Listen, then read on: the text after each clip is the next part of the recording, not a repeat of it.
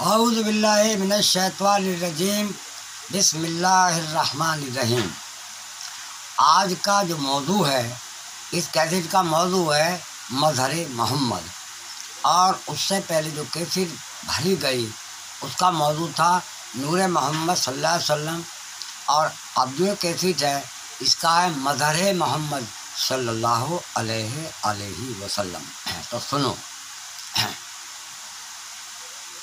یعنی اللہ تعالیٰ نے محمد صلی اللہ علیہ وسلم پر قرآن پاک نازل کیا، اور وہی لے کر جبرائیل علیہ السلام آتے تھے، اور ان کا نام قدسی بھی ہے۔ تو اللہ تعالیٰ نے قرآن پاک میں فرمایا عقول علی قدرہ، لوگوں سے ان کی عقل کے موافق بات کرو۔ اور پھر اللہ تعالیٰ نے قرآن میں یہ بھی فرما دیا قرآن عقل مندوں کے لیے ہے۔ تو وہ جو باتیں تھیں جو سب کے لیے عام تھیں، پوری کائنات والوں کے، پوری دنیا کے لیے، وہ جبرائیل علیہ السلام کے ذریعے محمد رسول مقبول صلی اللہ علیہ وسلم پر وحی کی گئیں۔ جو محمد رسول مقبول صلی اللہ علیہ وسلم پر وہ باتیں وحی کی گئیں، اور محمد صلی اللہ علیہ وسلم کے قلب مبارک کے علاوہ، جسم مبارک کے علاوہ کوئی بھی انسان کائنات میں ایسا نہیں تھا کہ اس کا متحمل ہو۔ پھر اللہ تعالیٰ نے قرآن پاک میں بار بار کئی جگہ یہ فرمایا کہ ہم نے محمد رسول مقبول صلی اللہ علیہ وسلم کو دو چیزیں خاص عطا کری، یعنی ایک تو قرآن اور ایک حکمت۔ سنا تم نے؟ یعنی اللہ تعالیٰ نے ارشاد قرآن میں فرمایا کہ ہم نے محمد صلی اللہ علیہ وسلم کو دو چیزیں تو خاص عطا کری، ایک قرآن اور ایک حکمت۔ اب سنیے حکمت۔ حکمت کا مطلب ہے دانشوری کی باتیں۔ حکمت کا کیا مطلب ہے؟ دانشوری کی، اور شریعت اور طریقت اور معرفت اور حقیقت کی باتیں۔ یعنی حکمت کے معنی ہیں دانشوری اور معرفت اور حقیقت کی باتیں۔ اب جو اللہ تعالیٰ عام لوگوں کے لیے وحی کرتا اس کا نام ہے قرآن، اور جو دانشوری کی باتیں، مصلحت کی باتیں، یا جو باتیں محمد صلی اللہ علیہ وسلم سے خاص تھیں، آپ کے اصحابہ کے لیے خاص تھیں، آپ کی آل کے لیے خاص تھیں، اور آپ کے جانثاروں میں سے کچھ جانثاروں کے لیے خاص تھیں، وہ بھی وحی محمد صلی اللہ علیہ وسلم کے قلب پہ ہوئی، اور اس کا نام ہے حدیث قدسی۔ یعنی اسے کیا کہتے ہیں؟ حدیث قدسی۔ حدیث قدسی کی بھی جو رسول اللہ پہ وحی ہوتی تھی وہ بھی جبریل امی ہی لاتے تھے، اور کبھی کبھی ایسا ہوتا تھا کہ اسرافیل علیہ السلام بھی وحی لاتے تھے، اور میکا علیہ السلام بھی وحی لاتے تھے، اور اسرائیل علیہ السلام بھی وحی لاتے تھے، اور جبرائیل بھی وحی لاتے تھے۔ اس وحی کا نام ہے حدیث قدسی۔ اب یہ ہماری بدنصیبی کہو کہ قرآن پاک کے نام سے تو ہم نے ایک کتاب بنا لی، لیکن حدیث قدسی کے نام سے ہم دوسری کتاب نہیں بنا سکے۔ ویسے اللہ کا شکر ہے کہ جو حدیثیں لکھنے والے محدث تھے، جب انہوں نے حدیثیں اکٹھی کی تو کچھ بادشاہ بھی بے وقوف تھے، پتہ نہیں ان کا کیا کر ڈالتے، تو انہوں نے آہستہ سے اس وحیوں کو حدیث قدسی لکھ دیا، کیونکہ وہ جو حدیث قدسی تھی اللہ تعالیٰ نے جو عام بات کی وہ قرآن ہے جو سب کے لیے ہے، اور اللہ تعالیٰ نے جو خاص بات کی وہ خود محمد رسول مقبول صلی اللہ علیہ وسلم کی ذات کے لیے تھی، یا ان کے اہل بیت کے لیے تھی، یا ان کے اصحاب کے لیے تھی، یا کسی جانثار کے لیے تھی۔ وہ جو وحی کی وہ الگ تھی، تھی وہ بھی جب لوگ قرآن جمع کر رہے تھے تو حدیث قدسی کو چھوڑ دیا، ورنہ ہمارے پیٹ میں دو کتابیں ہوتی، ایک قرآن ہوتا اور ایک حکمت کی کتاب ہوتی، کیونکہ قرآن پاک میں اللہ تعالیٰ نے بار بار کئی جگہ فرمایا ہے کہ ہم نے محمد صلی اللہ علیہ وسلم کو دو خاص چیزیں عطا کری ہیں، ایک قرآن اور ایک حکمت۔ تو قرآن تو ہمارے سب کے سامنے ہے، مگر حکمت کی کتاب ہمارے سامنے نہیں ہے، لیکن اللہ تعالیٰ انہیں انعام سے نوازے جو حدیثیں اکٹھی کر رہے تھے، یعنی جو محدث تھے، وہ بادشاہ جو تھے ان کے دماغ ہوندے تھے کیا کر ڈالیں کہ بھئی یہ کیا کر رہے ہو، تو انہوں نے اشارہ ہر اس حدیث پہ حدیث قدسی لکھ دیا۔ ابھی موقع ہے کہ ہم حدیث قدسیوں کو اکٹھی کریں اور اللہ کے کلام کی طرح دوسرے نمبر پہ حکمت کی بھی ایک کتاب بنا لیں۔ تو آپ کو معلوم ہے اللہ تعالیٰ نے ارشاد فرمایا قرآن میں کہ ہم نے محمد صلی اللہ علیہ وسلم کو دو چیز عطا کی ہیں، ایک تو قرآن اور ایک حکمت۔ قرآن ہمارے پاس ہے اور حکمت کی کوئی خاص کتاب ہمارے پاس نہیں ہے، لیکن اس کے حصے موجود ہیں اور ان کا نام ہے روح قدسی۔ اب سنیے روح قدسی کیا ہے۔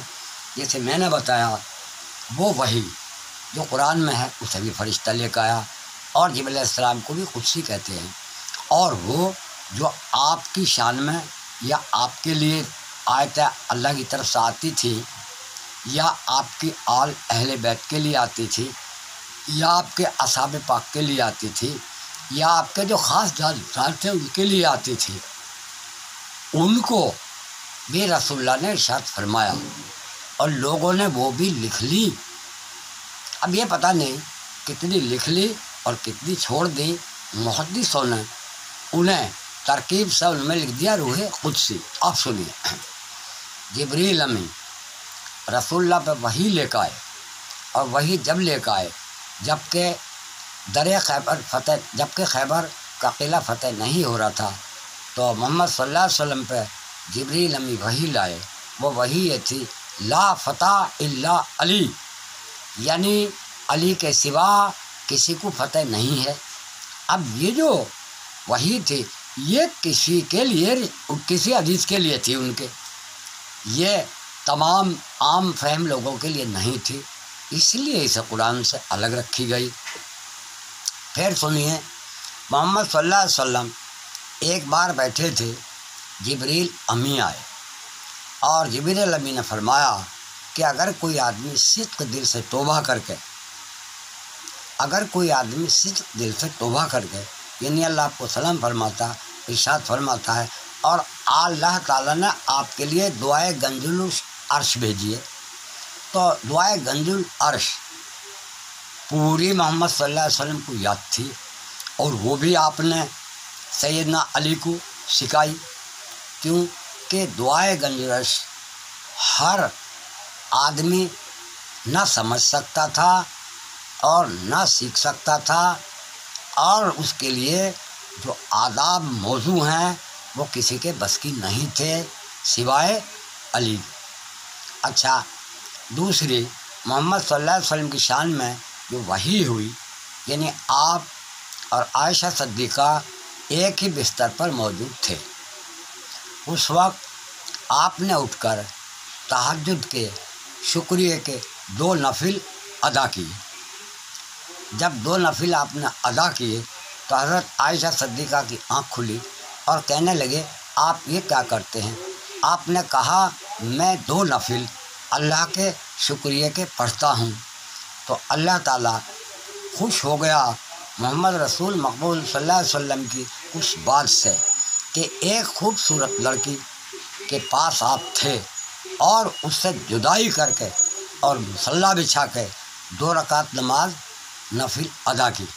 جبریل امی وحی لائے، وحی یہ تھی لو لاکا لما خلقت الافلاک، اے محمد اگر میں تمہیں پیدا نہ کرتا تو کسی بھی چیز کو پیدا نہ کرتا۔ کیا تھی؟ لو لاقا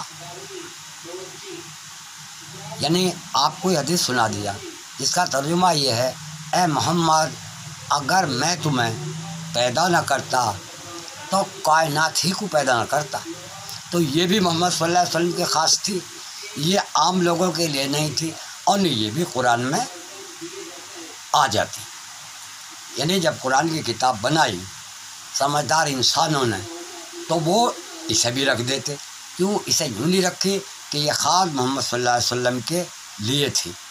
اچھا، قرآن پاک میں ایک بات آئی، وہ عام فہم تھی، وہ قرآن پاک کی بات قرآن میں موجود ہے اور اکٹھا کرنے والوں نے رکھ دی، اور وہ بات یہ تھی، وہ بات کیا تھی؟ وہ بات ہی عام لوگوں سے کر رہا تھا اللہ پاک، عام ایمان والوں سے کر رہا تھا، اس لیے عام طریقے سے قرآن میں وہ رکھنی تھی۔ وہ بات یہ تھی کہ جو محمد صلی اللہ علیہ وسلم ہیں اس دین کے اوپر آپ سے اجرت نہیں لیتے، بس اتنا کرنا کہ آپ ان کے قرابت داروں کے ساتھ اچھا سلوک کرنا۔ قرآن میں آج بھی ہے گی، چاہے جب دیکھ لو اور چاہے مولوی سے سن لو۔ اچھا، حدیث قدسی کی بہت سی باتیں ہیں، اگر آپ کوشش کریں گے تو انہی 6-7 حدیثوں میں آپ کو حدیث قدسی مل جائے گی۔ حدیث قدسی کا مطلب ہے یعنی جو بات فرشتہ لایا اسے حدیث قدسی کہتے ہیں، اور جو بات رسول مقبول صلی اللہ علیہ وسلم نے دانشوری کی خود بتائی اسے حدیث کہتے ہیں۔ سمجھ میں آ گئی؟ اب سنیے، اس کیسٹ کا موضوع ہے مظہر محمد۔ پہلی جو کیسٹ تھی اس کا موضوع تھا نور محمد، اور یہ جو کیسٹ ہے اس کا عنوان ہے مظہر محمد۔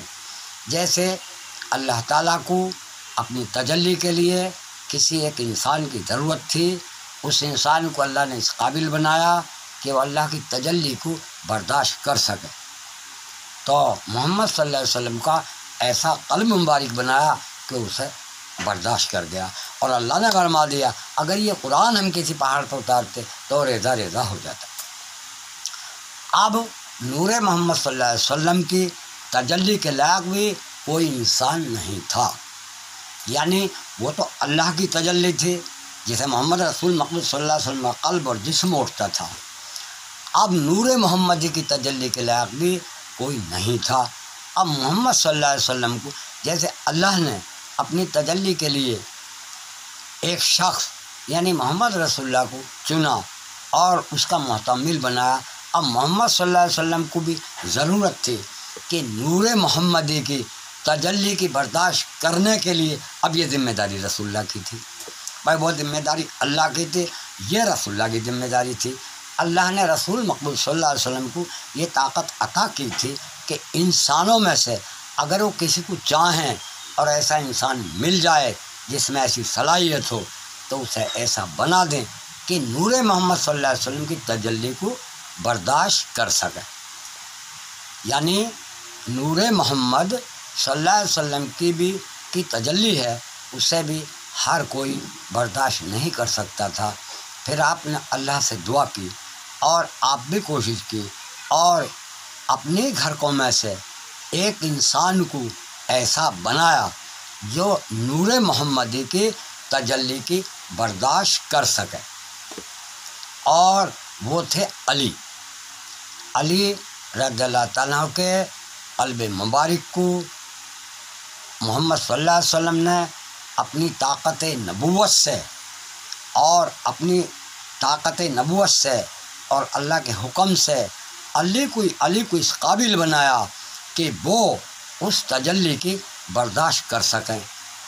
اور دوسری حدیث قدسی فرشتہ لے کے آیا، وہ احد کے مقام پہ جب رسول اللہ اکیلے رہ گئے اور مسلمان پہاڑوں پہ چلے گئے اور یہ شہرت ہو گئی کہ آپ شہید ہو گئے، تو آپ اکیلے تنتنا رہ گئے، 1-2 صحابی صدیق اکبر اور 1-2 صحابی اور کچھ عورتیں رہ گئی تھی، تو اس وقت آپ پہ وحی یہ ہوئی ناد علیم، یعنی پکار علی کو، مظہر العجائب تجد ہو اون لکا فی النوائب کل ہم و غم سینجلی، یعنی مٹا دیتا ہے غم۔ تو آپ نے علی کو آواز دیا۔ تو علی پہلے یہ کہہ رہے تھے کہ شہید نہیں ہو سکتے، شاید اللہ نے ناراض ہو کے رسول کو اپنے پاس بلا لیا ہے، لیکن جب رسول اللہ کی آواز سنی تو علی وہیں سے سمٹے اور کفاروں کو تہس نہس کر دیا۔ تو یہ بھی وحی تھی، اور یہ بھی جبریل امین لائے تھے۔ کیا؟ نادے علیم مظہر العجائب تجد ہو اون لکا فی النوائب کل ہم و غم سینجلی بے نبوت کا یا محمد، یعنی بے عظمت کا یا اللہ ہو، بے نبوت کا یا محمد، بے ولایت کا یا علی ہو یا علی ہو یا علی۔ تو آپ نے علی کو آواز دی اور اب ظاہر ہو گئے، کیوں کہ یہ بھی آپ کے کسی گھر والے کی شان سے ہی خصوصیت رکھے تھی، اس لیے اسے بھی قرآن میں نہیں رکھا اور نہ رکھنا چاہیے تھا، کیوں کہ حکمت کے لیے ایک دوسری کتاب کی ضرورت تھی، کیونکہ اللہ نے فرما دیا تھا ہم نے محمد صلی اللہ علیہ وسلم کو 2 چیزیں عطا کری ہیں، کیا؟ قرآن اور حکمت۔ اب سنیے، اب علی کو اللہ نے خود مشکل کشائی کا مرتبہ دیا۔ لوگ اعتراض کرتے ہیں اور بیوقوف یہ کہتے ہیں پھر علی نے اپنی مشکل کشائی کیوں نہ کری؟ بھائی علی اپنی مشکل کشائی کیوں کرتے؟ اپنے آپ کو تو اللہ کے حوالے کرا، لیکن علی ہمیشہ دوسروں کی مشکلوں میں کام آئے۔ آپ کو معلوم ہونا چاہیے کہ مشکل کشا صرف علی ہی نہیں تھے، مشکل کشا صدیق اکبر بھی تھے، انہوں نے بہت سے لوگوں کی مصیبتیں دور کریں۔ مشکل کشا حضرت عمر بھی تھے، انہوں نے بہت سے لوگوں کی مصیبتیں اور پریشانیاں دور کریں۔ بھیج بدل کے جاتے اور کسی غریب کو دیکھتے تو خود ہی کمر پہ پلہ رکھ کر اس کے گھر ڈال جاتے۔ مشکل کشائی تو حضرت عثمان غنی نے بھی کی۔ اب حضرت عثمان غنی کے 2 واقعے سناتا ہوں اور علی کی مشکل کشائی کے۔ ایک بار ایسا ہوا، ایک شخص دربار نبوی میں آیا اور یہ کہا رسول اللہ میرے 2 بیٹیاں جوان ہیں اور میرے پاس کچھ بھی تو نہیں ہے۔ تو آپ نے حضرت عثمان غنی کو طلب کا اور کہا اے عثمان غنی تم اس کی مدد کرو۔ حضرت عثمان غنی اس کی مشکل کشائی کے لیے اسے اپنے خزانے کے پاس لے گئے اور کہا بول کتنی ضرورت ہے، جتنی ضرورت اسے بتائی یہ لے، اور یہ کہا اگر محمد کے نام پہ لیتا ہو تو لے کنجی۔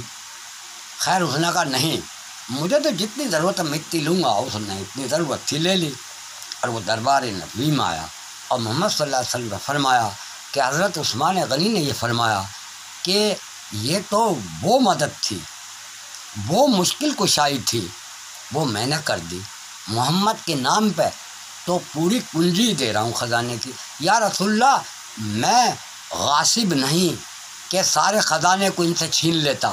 رسول اللہ بڑے خوش ہوئے اور وہ خوشی خوشی چلا گیا۔ میں آپ سے پوچھتا ہوں کیا اس کی مشکل کشائی عثمان غنی نے نہیں کی؟